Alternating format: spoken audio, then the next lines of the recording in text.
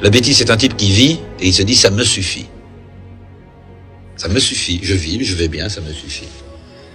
Et il se botte pas le cul tous les matins en disant c'est pas assez. Tu ne sais pas assez de choses, tu ne vois pas assez de choses, tu ne fais pas assez de choses. C'est de la paresse, je crois, la bêtise. Une espèce de graisse autour du cœur qui arrive, une graisse autour du cerveau. Je crois que c'est ça. Je viens vous parler de démocratie, mais de la vraie, celle qui n'existe pas du tout, et celle qui, je crois, serait capable de nous sortir du pétrin. Je me suis réveillé politiquement à l'occasion d'un débat public en France, où on nous consultait sur une prétendue constitution. Le référendum sur la constitution européenne. Absolument. Les Français votent non, mais finalement, on l'adopte quand même. C'est-à-dire qu'on oppose à la souveraineté populaire la souveraineté des représentants du peuple, comme si la souveraineté des représentants du peuple était au-dessus de la souveraineté populaire. Je regarde Zemmour qui vous écoute avec Mais c'est parce passion. que le peuple est con aussi. Non. Le peuple, par exemple, on lui demande de dire oui, il dit non. Alors on leur dit, allez, on vous repose la question, mais soyez pas cons cette fois-ci. Un Français sur 4, ce qui n'est pas mince, 24% des Français estiment qu'un autre régime ou un autre système politique, eh bien, ce serait tout aussi bien. La démocratie, c'est quand même l'élection. Non. Ah si. Non, Ah, si, la démocratie, démos en grec, Oui, kratos ça veut dire en grec, peuple. ça veut dire le pouvoir du peuple. Ah oui. D'accord, non mais attention, il faut pas tout mélanger. Dès l'Antiquité, mais avec la modernité aussi, avec des gens comme Spinoza par exemple, ou Rousseau, Montesquieu et d'autres, ils distinguent l'élection de la démocratie. Pour eux, l'élection, si on doit voter pour se nommer des maîtres, finalement des chefs, des dirigeants, c'est qu'on va identifier les meilleurs, logiquement. C'est qu'on considère que nous ne sommes pas tous égaux pour décider et on doit s'en nommer quelques-uns. Et donc, c'est un processus, l'élection est un processus aristocratique. Évidemment, c'est pas une aristocratie comme on l'entend généralement de père en fils, une aristocratie héréditaire par le sang, mais c'est une aristocratie élective, une aristocratie élue. D'abord, je ne suis pas un citoyen. Un citoyen, c'est autonome. Ça vote, il vote lui-même ses lois. Moi, je suis un simple électeur. C'est-à-dire, je suis hétéronome. Je subis la loi écrite par quelqu'un d'autre. Nous appeler citoyens, c'est nous payer de mots. On se la pète, mais on n'est rien du tout. Qu'est-ce qu'on fait dans cette démocratie? Dans cette prétendue démocratie, qu'est-ce qu'on a comme droit? On a le droit de désigner des maîtres politiques qui vont tout décider à notre place pendant 5 ans. On les désigne parmi des gens qu'on n'a même pas choisis. En plus, c'est les plus riches qui les choisissent. Et quand dans le cas éventuel où ils nous trahissent au dernier degré, on n'a pas le moindre moyen de résister. Vous le voyez ici, donc les PME, l'armée, la police, les niveaux de confiance sont élevés. Et surtout, derrière, c'est la dégringolade. 23% seulement de confiance pour les députés, 23% également seulement de confiance pour les médias. Ah, les médias, oui. Et 8% de Français seulement qui font confiance aux partis politiques. 8% de Français qui font confiance aux partis politiques. Et vous la partagez, cette défiance dans les gens qui nous gouvernent aujourd'hui? Il y en a que vous aimez bien, d'autres que vous aimez moins? Non, mais je suis vraiment contre la démocratie représentative, quoi. C'est un régime qui doit cesser. Donc, quel que soit le gouvernement en place, ça changera rien pour moi. Enfin, c'est pas le problème. Le problème, c'est qu'il faut rendre.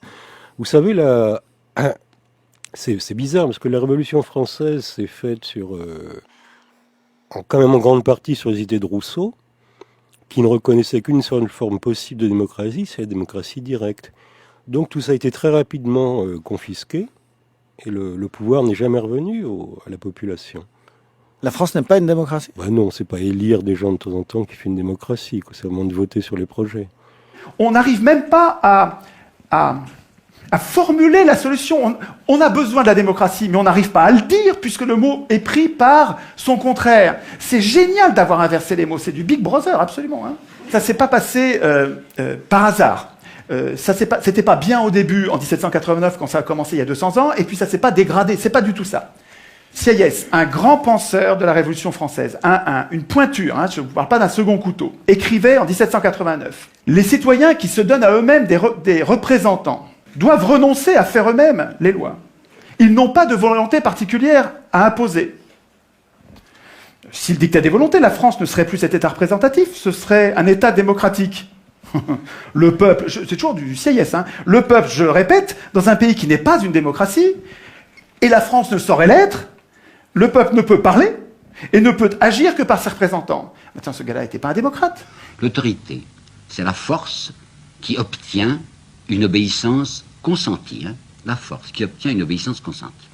Alors comme le mythe royal est en train de se défaire en France, on l'a vu à plusieurs reprises, il faut substituer à ce mythe royal un autre mythe qui sera le mythe du suffrage universel, c'est-à-dire le mythe de la volonté nationale. Et cette fois, ça sera extrêmement puissant comme rempart. C'est la volonté nationale elle-même qui décide qu'il faut faire une république, par exemple, conservatrice. Alors quiconque se soulèverait contre un gouvernement républicain se soulève contre la liberté, puisque c'est la liberté qui s'est exprimée et qui règne à l'aide du suffrage universel. Alors vous voyez quel attentat monstrueux. On peut mobiliser toutes les forces nationales contre ceux qui prétendaient lutter contre un gouvernement dit démocratique. Oui, mais qu'est-ce que c'est que la volonté nationale? En fait, c'est la majorité. La majorité du suffrage universel, c'est-à-dire la moitié plus 1. Ben, c'est très facile d'obtenir la majorité au suffrage universel quand on sait s'y prendre. Et il en apporte deux exemples, monsieur Thierry dit, mais regardez donc ce qui s'est passé en avril 1848. Regardez ce qui s'est passé, ce qui vient de se passer le 8 février 1871. C'est la première fois en 48 qu'on lançait tous les Français, y compris les pauvres, dans un suffrage. On leur donnait le droit de vote. Il y avait des gens qui en étaient épouvantés en se disant qu'est-ce qui va en sortir. Il en est sorti. Une chambre admirable, moins belle que celle de 71, mais la chambre d'avril 1848, elle était conservatrice à bloc. Et maintenant, vous voyez ce qui vient de sortir? Une chambre en or, enfin, une chambre où ce sont vraiment les possédants qui sont les maîtres.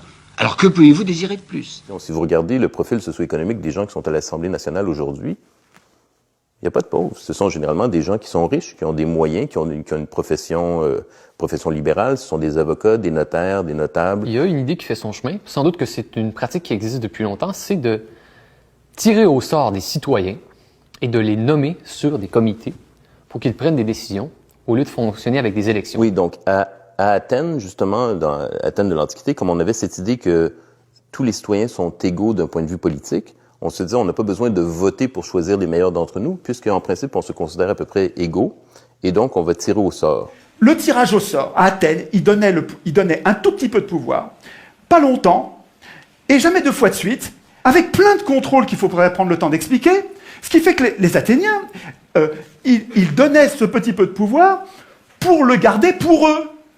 C'est pas les tirés au sort qui votaient la loi. Les tirés au sort, ils faisaient la justice. Donc ils appliquaient les lois. Ils faisaient les préparations des lois, parce que les Athéniens, en assemblée, ils pouvaient pas préparer les lois.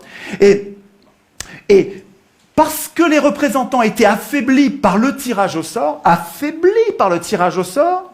les citoyens avaient la garantie qu'il restait le souverain. Par rapport à la démocratie directe, il y a beaucoup de gens qui participent à ça et qui ont pas seulement des éloges à transmettre, mais aussi des critiques. C'est-à-dire qu'ils disent que c'est long. L'argument du temps, c'est un vrai problème. Effectivement, une assemblée, ça prend du temps.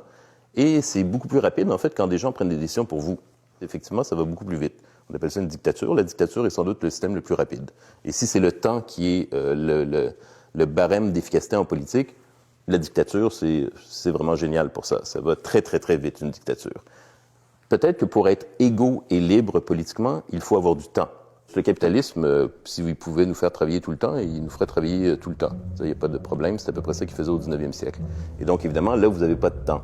Et donc, comme on est convaincu que c'est ça qui est le plus important, on pense que se retrouver ensemble pour parler de politique, on pense que c'est de la perte de temps.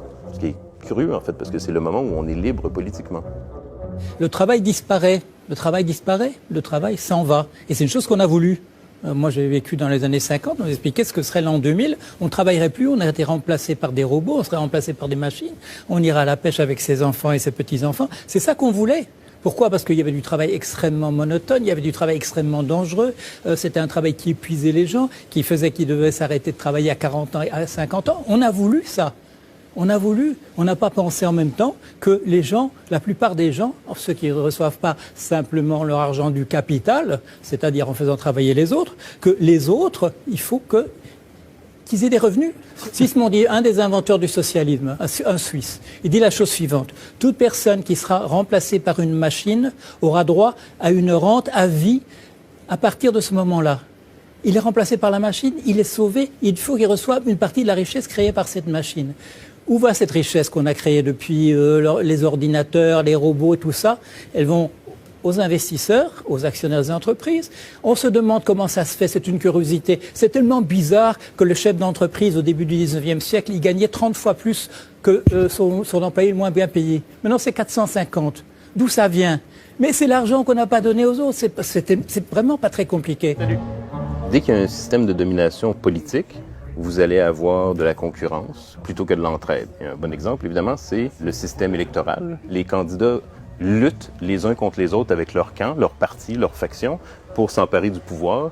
Et donc, c'est totalement contre-productif d'avoir comme ça une mise en concurrence d'individus ambitieux qui sont assoiffés de pouvoir et qui veulent avoir nos votes et nos suffrages.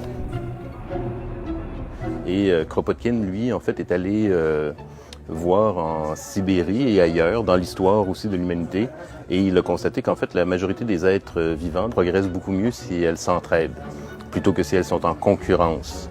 Et donc, l'entraide est aussi un facteur d'évolution, contrairement à ceux qui ont mal lu Darwin, qui pensent qu'on est toujours tous en concurrence et qu'on le sera toujours tout le temps.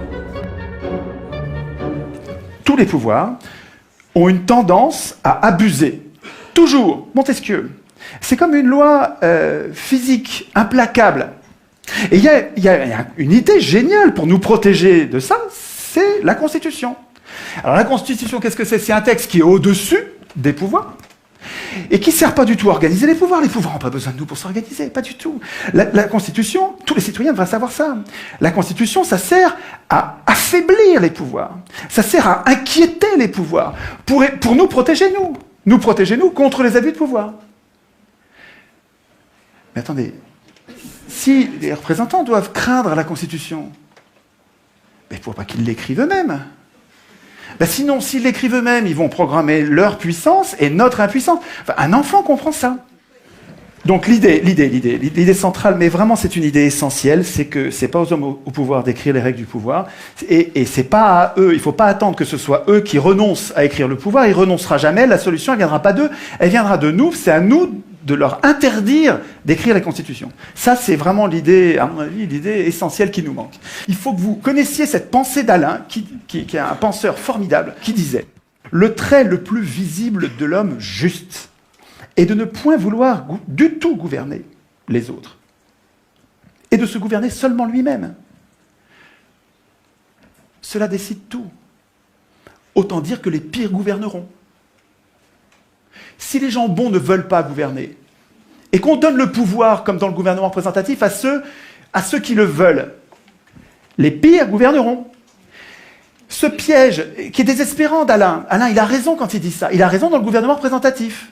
Parce que tant qu'on donne le pouvoir à ceux qui le veulent, tous les gens qui sont justes, qui sont bons, qui ne veulent pas du pouvoir, on ne les aura pas.